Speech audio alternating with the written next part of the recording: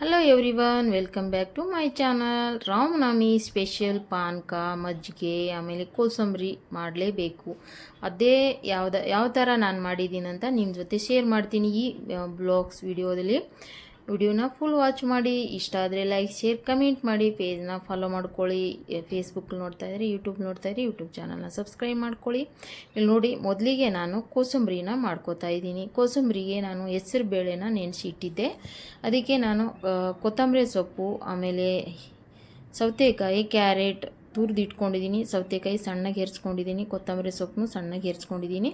ಆಮೇಲೆ ಹೆಸರು ಬೇಳೆನ ನೀಟಾಗಿ ತೊಳೆದು ಅದಕ್ಕೆ ಒಂದು ಬೌಲಲ್ಲಿ ಹಾಕ್ಕೊಂಡು ಇದನ್ನು ಕಲಿಸ್ಕೊತಾ ಇದ್ದೀನಿ. ನೋಡಿ, ಈ ಥರ ನಾನು ಮಾಡಿದ್ದೆ ಕೋಸಂಬರಿ. ಅದಕ್ಕೆ ಸಣ್ಣಕ್ಕೆ ಹೆರ್ಚಿರೋ ಹಸಿಮೆಣಸಿನ್ಕಾಯಿ, ಸ್ವಲ್ಪ ಉಪ್ಪು ಹಾಕ್ಬಿಟ್ಟು ಇದನ್ನು ಕಲಿಸ್ಕೊಂಡ್ರೆ ಈ ಕೋಸಂಬರಿ ರೆಡಿ ಆಗುತ್ತೆ. ನಾನು ಈ ಥರ ಮಾಡಿದೆ. ನೀವು ಬೇಕಾದರೆ ಕಾಯಿ ತುರಿನೂ ಹಾಕ್ಕೋಬೋದು. ನಾನು ಹಾಕಿರಲಿಲ್ಲ, ನನಗೆ ಏನೇನು ಬೇಕಿತ್ತು ಅಷ್ಟೇ ಹಾಕ್ಕೊಂಡಿದ್ದೆ. ಅದಕ್ಕೆ ನಾನು ತುಳಸಿ ಎಲೆನೂ ಹಾಕ್ಕೊಂಡಿದ್ದೆ. ತುಳಸಿ ಅಂತೂ ಎಲ್ಲರ ಮನೇಲಿ ಇದ್ದಿದೆ. ಇದು ಶ್ರೇಷ್ಠವಾದದ್ದು. ರಾಮನವಮಿಗೆ ತುಳಸಿ ಹಾಕ್ಬಿಟ್ಟು ನಾವು ನೈವೇದ್ಯ ಇಟ್ಟರೆ ಅದು ತುಂಬ ಶ್ರೇಷ್ಠವಾದದ್ದು ಅಂತ ಹೇಳ್ತಾರೆ. ಈಗ ಪಾನಕನ ರೆಡಿ ಮಾಡ್ಕೊಳ್ಳೋಣ. ಪಾನಕ ಏನು ಜಾಸ್ತಿ ಮಾಡ್ತಾಯಿಲ್ಲ, ಸ್ವಲ್ಪನೇ ಮಾಡ್ತಾಯಿದ್ದೀನಿ. 1 ಲೋಟ ನೀರು ತೊಗೊಂಡಿದ್ದೀನಿ. ಅದಕ್ಕೆ ಅರ್ಧ ಕಪ್ಪು ಬೆಲ್ಲ, ಏಲಕ್ಕಿನ ಕುಟ್ಕೊಂಡು ಹಾಕ್ಕೊಂಡಿದ್ದೀನಿ 1-2. ಆಮೇಲೆ ಸ್ವಲ್ಪ ಪೆಪ್ಪರ್ ಪೌಡ್ರು, 1 ಲಿಂಬೆ ರಸನ ಇದಕ್ಕೆ ಹಿಂಡ್ಕೋತಾ ಇದ್ದೀನಿ. ನೋಡಿ, ಹಿಂಡ್ಕೊಂಡು ಇದಕ್ಕೂ ನಾನು ತುಳಸಿ ಎಲೆನ ಹಾಕ್ಕೋತೀನಿ. ನಿಮ್ಮ ಮನೆಯಲ್ಲಿ ತುಳಸಿ ಎಲೆ ಇದ್ರೂ, ಯಾವುದೇ ಪೂಜೆ ಮಾಡಿದಾಗ ನಾವು ಈ ಥರ ನೈವೇದ್ಯಕ್ಕೆ ನಾವು ತುಳಸಿ ಹಾಕಿದ್ರೆ ತುಂಬ ಶ್ರೇಷ್ಠವಾದದ್ದು, ಪವಿತ್ರವಾದದ್ದು. ನಾವಿಡೋ ನೈವೇದ್ಯ ಪವಿತ್ರ ಥರ ಆಗುತ್ತೆ ಅಂತ ಹೇಳ್ತಾರೆ. ಇಲ್ಲಿ ನೋಡಿ, ಈ ಥರ ಹಾಕಿ ಇದನ್ನು ಕಲಸಿ ಇಟ್ಕೋತಾ ಇದ್ದೀನಿ. ನೋಡಿ, ನಾನೀಗ ಪೂಜೆಗೆ ಎಲ್ಲ ರೆಡಿ ಮಾಡಿದ್ದೀನಿ. ಆಮೇಲೆ ಇಲ್ಲಿ ನಾನು ಪಾನಕ, ಕೋಸಂಬರಿ, ಮಜ್ಜಿಗೆ ಎಲ್ಲ ಮಾಡ್ತಾಯಿದ್ದೀನಿ. ನಾನು ಮಾಡಿದ್ದು ಈಗ ಮಸಾಲ ಮಜ್ಜಿಗೆ ಯಾವ ಥರ ಮಾಡ್ತಾಯಿದ್ದೀನಿ ಅಂತ ತೋರಿಸ್ತೀನಿ. ಮಿಕ್ಸಿ ಜಾರ್ ತೊಗೊಂಡು ಅದಕ್ಕೆ 1-2 ಹಸಿಮೆಣಸಿನ್ಕಾಯಿ, ಒಂದು ಸ್ವಲ್ಪ ಶುಂಠಿ, ಕೊತ್ತಂಬರಿ ಸೊಪ್ಪನ್ನ ತೊಗೊಂಡಿದ್ದೀನಿ. ನೋಡಿ, ಅದಕ್ಕೆ 2 ಕಪ್ ಆಗೋಷ್ಟು ನಾನು ಮೊಸರು ಹಾಕ್ಕೋತೀನಿ. ಮೊಸರು ಸ್ವಲ್ಪ ಉಪ್ಪು ಹಾಕ್ಬಿಟ್ಟು ಇದನ್ನು ಮಿಕ್ಸಿನ ರುಬ್ಕೊಂಬರಬೇಕು. ಎಲ್ಲನೂ ರುಬ್ಕೊಬಂದು ಇದನ್ನು ಸೋಸ್ಕೋಬೇಕು. ಯಾಕಂದರೆ ಅದರಲ್ಲಿ ಹಸಿಮೆಣಸಿನ್ಕಾಯಿ, ಶುಂಠಿ ಎಲ್ಲ ಇರುತ್ತಲ್ಲ, ಗಂಟಾಗಿ ಇರುತ್ತೆ. ಅದನ್ನು ಸೋಸ್ಕೊಂಡ್ರೆ ಸ್ವಲ್ಪ ಫ್ಲೇವರ್ ಖಾರವಾಗಿ ತುಂಬ ಚೆನ್ನಾಗಿರುತ್ತೆ. ಈ ಮಸಾಲ ಮಜ್ಜಿಗೆನ ನೀವು ಒಂದು ಸಾರಿ ಟ್ರೈ ಮಾಡಿ. ಇದಕ್ಕೂ ಒಂದು ತುಳಸಿ ಎಲೆನ ಹಾಕ್ಕೊಂಡು ರೆಡಿ ಮಾಡ್ಕೊತಾ ಇದ್ದೀನಿ ಈಗ ಪೂಜೆಗೆ. ನೋಡಿ, ಈ ಥರ ನೀವು ಯಾವ ಥರ ಮಜ್ಜಿಗೆ ಮಾಡಿದ್ದೀರಿ, ಆಮೇಲೆ ಕೋಸಂಬರಿ ಯಾವ ಥರ ಮಾಡಿದ್ದೀರಿ ಅಂತ ನನಗೆ ಕಮೆಂಟಲ್ಲಿ ತಿಳಿಸಿ. ನನ್ನ ಈ 3 ರೆಸಿಪಿಗೆ ಈ ಕೋಸಂಬರಿ, ಪಾನಕ, ಮಸಾಲ ಮಜ್ಜಿಗೆಯಲ್ಲಿ ಯಾವುದು ಇಷ್ಟ ಆಯಿತು ಅಂತ ನನಗೆ ಕಮೆಂಟಲ್ಲಿ ತಿಳಿಸಿ. ಇಲ್ಲಿ ನೋಡಿ, ನಾನು ಮಜ್ಜಿಗೆಗೆ ಒಂದು ಸ್ವಲ್ಪ ಐಸ್ ಕ್ಯೂಬು ಹಾಕಿದ್ದೆ. ತಂಪಾಗಿರುತ್ತಲ್ವ, ಸೆಕೆ ಅಂತೂ ಎಷ್ಟು ಜಾಸ್ತಿ ಆಗಿಬಿಟ್ಟಿದೆ ಅಲ್ವಾ. ಇದಕ್ಕೂ ಪಾನಕಕ್ಕೂ ಹಾಕ್ಕೊಂಡೆ. ಆಮೇಲೆ ಎಲ್ಲನೂ ರೆಡಿ ಮಾಡಿ ನಾನು ಪ್ಲೇಟ್ ರೆಡಿ ಮಾಡ್ಕೋತಾ ಇದ್ದೀನಿ.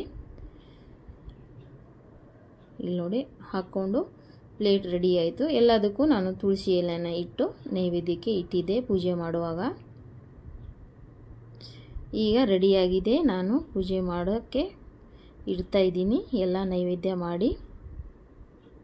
ಇಲ್ಲಿ ನೋಡಿ, ನಾನು ಪೂಜೆಗೆ ಒಂದು ಸ್ವಲ್ಪ ಪಾಯಸನೂ ಮಾಡಿದ್ದೆ. ಕೇಸರಿ ಬಾತ್ ಸ್ವೀಟ್ಗೆ ಕಾಯಿ ಒಡೆದು ಆಮೇಲೆ ಕರ್ಬೂಜ ಇಟ್ಬಿಟ್ಟು ಪೂಜೆ ಮಾಡಿದೆ. ತುಂಬ ಶ್ರೇಷ್ಠವಾದದ್ದು ಅಂತಾರೆ ಈ ರಾಮನವಮಿಗೆ. ಈ ಥರ ನಾವು ಪೂಜೆ ಮಾಡೋದು. ನಮ್ಮ ಭಕ್ತಿ ನಮ್ಗೆ ಯಾವ ಥರ ಬರುತ್ತೆ ಆ ಥರ ಮಾಡ್ಕೋಬೋದು. ನನಗಿಷ್ಟು ಬರುತ್ತೆ, ಎಷ್ಟು ಬರುತ್ತೆ ಅಷ್ಟು ನಾನು ಮಾಡಿದ್ದೆ. ಯಾವುದೇ ಪೂಜೆ ಇದ್ರೂ, ಯಾವುದೇ ಹಬ್ಬ ಇದ್ರೂ ನನಗೆ ಎಷ್ಟು ಬರುತ್ತೆ ಅಷ್ಟು ಮಾಡ್ತೀನಿ. ಮಧ್ಯಾಹ್ನ ಊಟಕ್ಕೆ ನಾನು ರೊಟ್ಟಿ ಮಾಡಿದ್ದೆ, ಗೋರಿಕಾಯಿ ಪಲ್ಯ, ಆಮೇಲೆ ಟೊಮಾಟೊ ಬಾತ್ ಇತ್ತು. ಆಮೇಲೆ ಸ್ವೀಟ್ಗೆ ಅದೇ ಕೇಸರಿ ಬಾತ್ ಇತ್ತು, ಪಾನಕ ಇತ್ತು, ಮಜ್ಜಿಗೆ ಇತ್ತು, ಕೋಸಂಬರಿ ಇತ್ತು, ಅದರ ಜೊತೆ ಚಟ್ನಿನೂ ಇತ್ತು. ಮಧ್ಯಾಹ್ನ ಊಟಕ್ಕೆ ನಾವು ಈ ಥರ ಮಾಡ್ಕೊಂಡಿದ್ವಿ.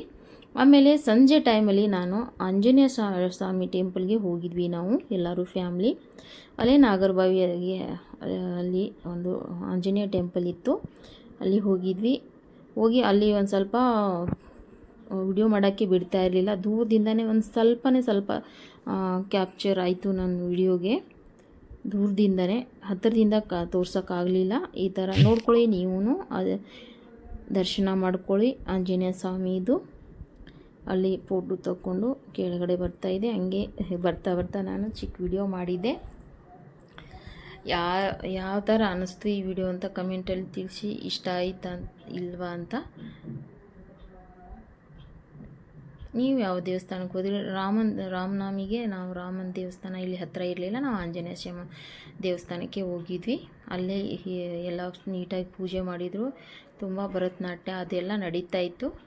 ಹಾಗೆ ಮುಗಿಸ್ಕೊಂಡು ನೋಡ್ಕೊಂಡು ಬಂದ್ವಿ. Bye bye. Thank you for watching.